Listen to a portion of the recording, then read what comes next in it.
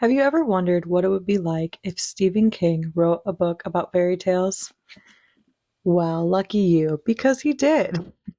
This is definitely a book in two parts. Stephen King does a really good job of making small towns and ordinary lives seem very real, and he does that in this book.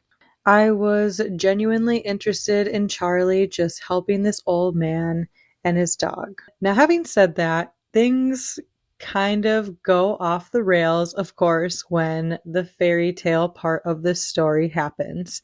And the shift of slice of life to fantasy was a little jarring. One minute you are with a teenager who's just doing chores and homework, and the next he is fighting to death in a gladiator type scenario. And while I can appreciate that Stephen King trusts his reader, I was dying for some exposition.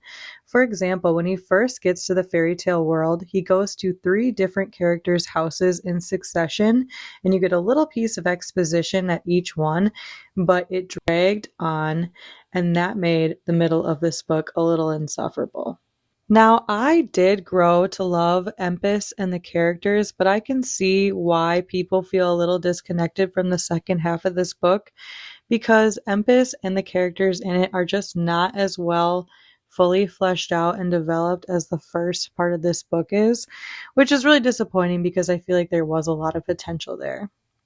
I also think online there's a little bit of a misunderstanding in people thinking that this is a retelling of fairy tales.